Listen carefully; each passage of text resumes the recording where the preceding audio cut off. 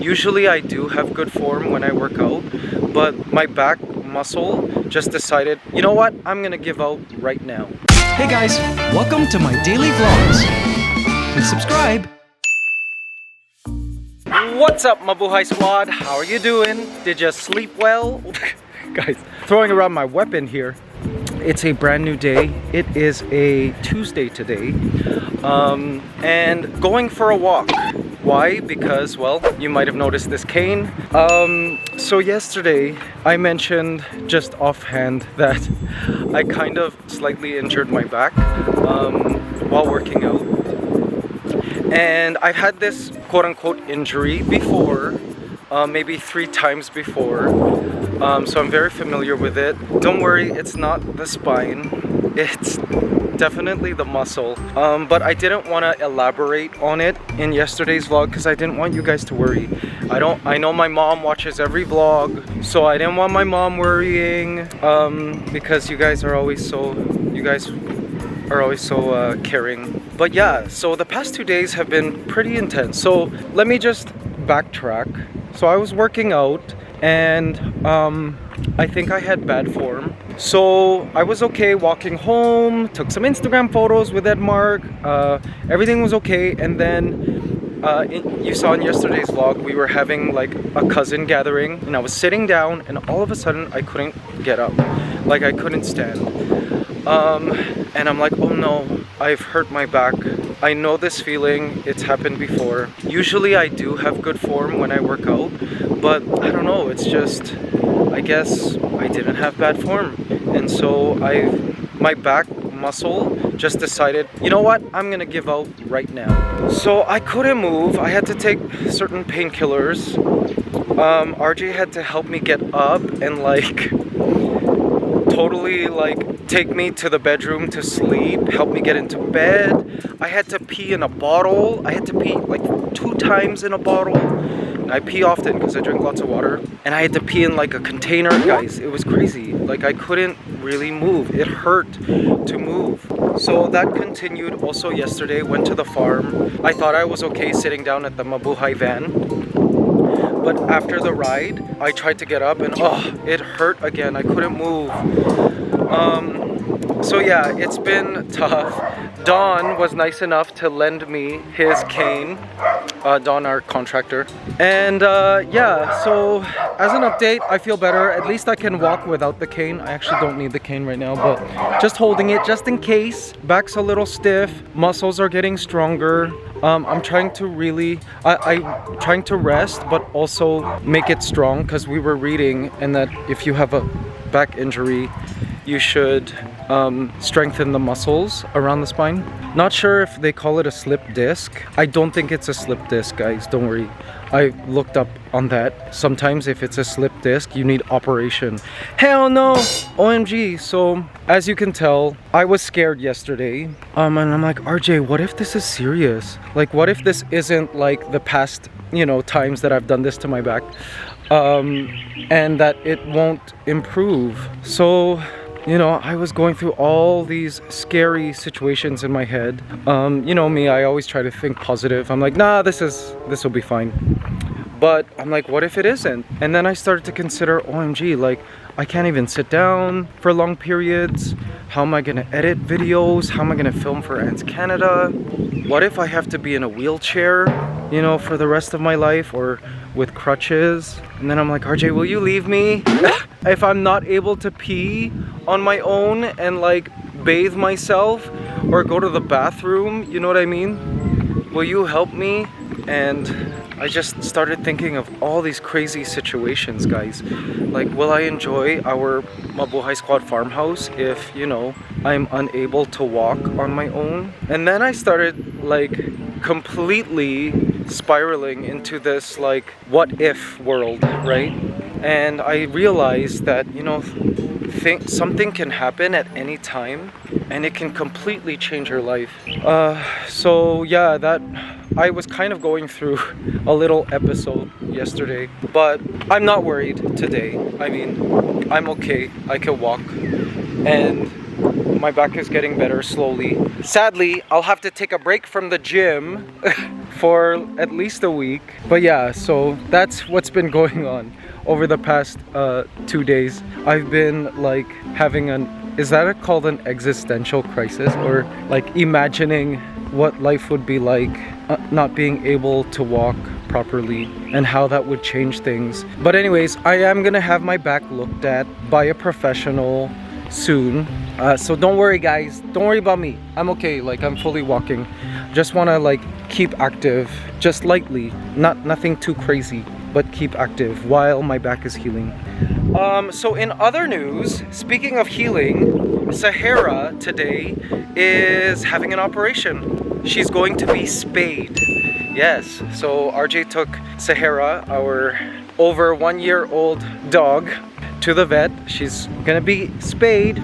We were also thinking of neutering Rizal, our giant poodle, but we thought twice. We're like, okay, wait, maybe he has such a good bloodline. Maybe someone might be interested in studying him, like having his genes. Who knows? We'll see. I know they say you should leave breeding to breeders. Breeders know how to breed certain like health traits.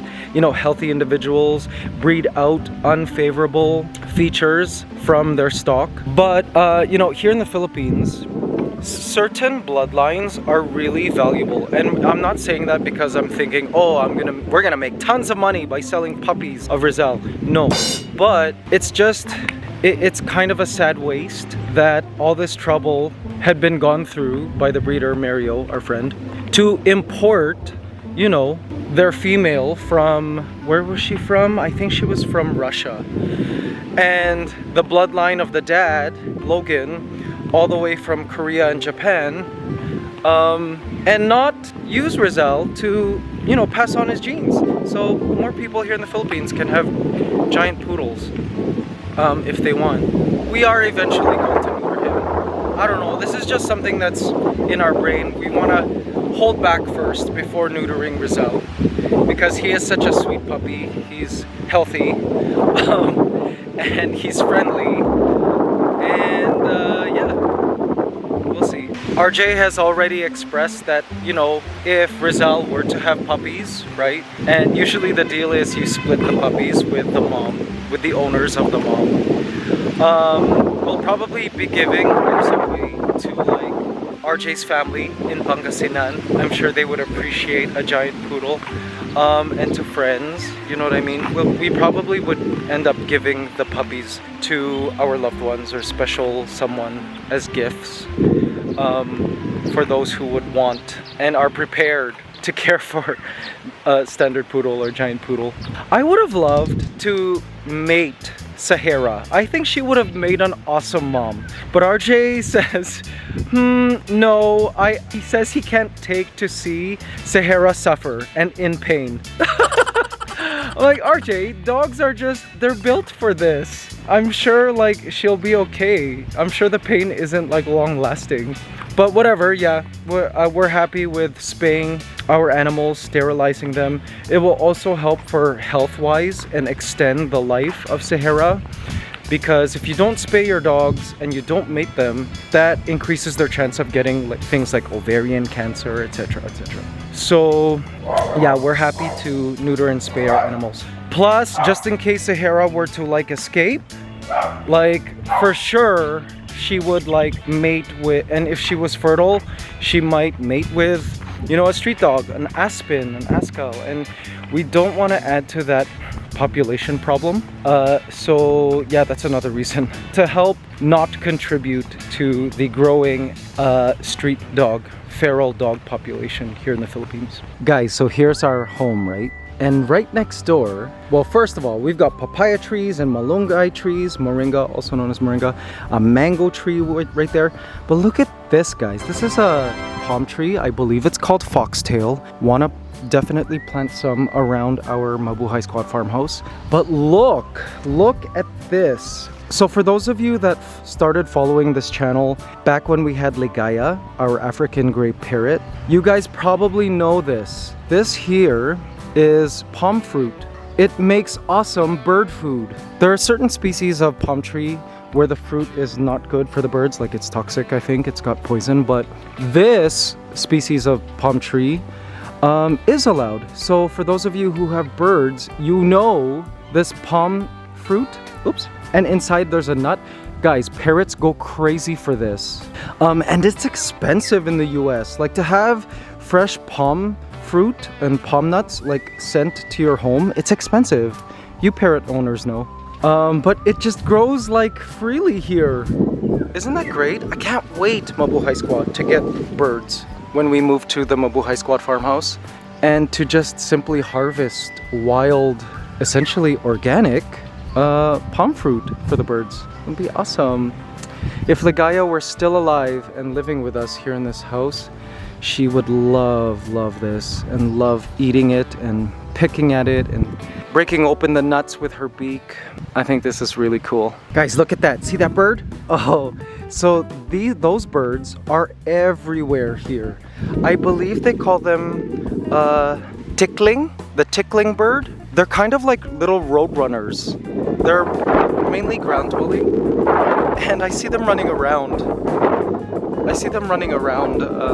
The streets here and in the fields. And what's interesting is the tickling bird, I believe, is the inspiration to the Filipino cultural dance known as the tinikling.